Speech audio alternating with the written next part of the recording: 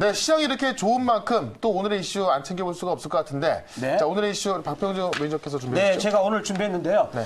그 오늘 이슈는 제가 이제 크게 나눠가지고 미중 무역 이제 서로 이제 이번에 서명을 하게 됐는데 그 부분하고 그리고 또 문재인 대통령께서 국정과제로서 이번에 3가지를 말씀드렸는데 그 부분들이 우리나라 주식시장에 어떤 영향을 미칠 것인가 그 부분에서 말씀을 드리겠습니다.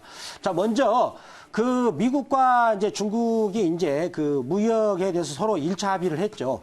그래가지고 이제 미국 같은 경우는 중국에 대해서 관세를 처리하게 됐고, 그 다음에 일부분에 대해서 관세를 다시 한번 추가적으로 다시 또 처리를 해주는 그런 조건에 중국 같은 경우는 앞으로 2년 동안 농산물을 포함한 미국의 제품을 2천억 달러를 수입해 주기로 잠정적으로 이렇게 오늘 서명을 합의를 했는데, 자, 그러한 것들이 이제 우리 시장에 미치는, 한국 시장에 미치는 영향은 저는 좋다고 보는데요. 특히 거기서 주목을 해야 되는 게 뭐냐면 그 중국 소비 관련주가 되겠는데, 그거는 이제 미중 무역 합의를 통해서 그 중국의 위안화가 안정화가 되는 거죠. 즉 중국 위안화가 강세를 보이고 되는 것이고, 또 한 가지 또 중국이 자국의 내수 경기를 부양하는 정책을 강력하게 취하기 때문에, 그렇다면 중국 이제 소비자 입장에서는 한국 제품이 더 싸 보일 것이고, 또 더군다나 그 이번에 그 수출을 또 이제 미국한테 이제 앞으로 크게 할 수 있기 때문에, 그렇다면 중간재를 만들어서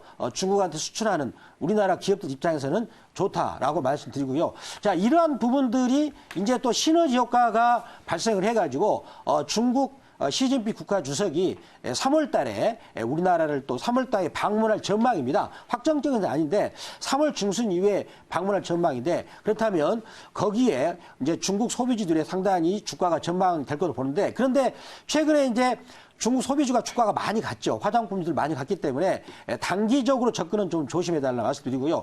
자, 그 다음에 두 번째는 또 문재인 대통령께서 이번에 올해 국정과제로서 3대 과제를 말씀드렸는데, 검찰개혁, 정치적인 부분이죠.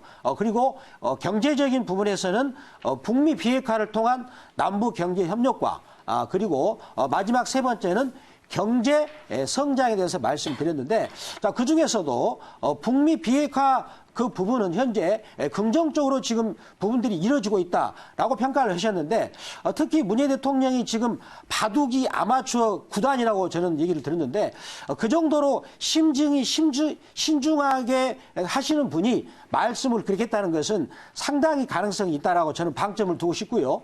더군다나 한 가지는 또 트럼프 대통령도 북미 대화의 동력을 살리기 위해서 김정은 국무위원장에게 생일 선물로 이렇게 이런 그 친서를 보냈다, 그런 얘기가 들리고 있습니다.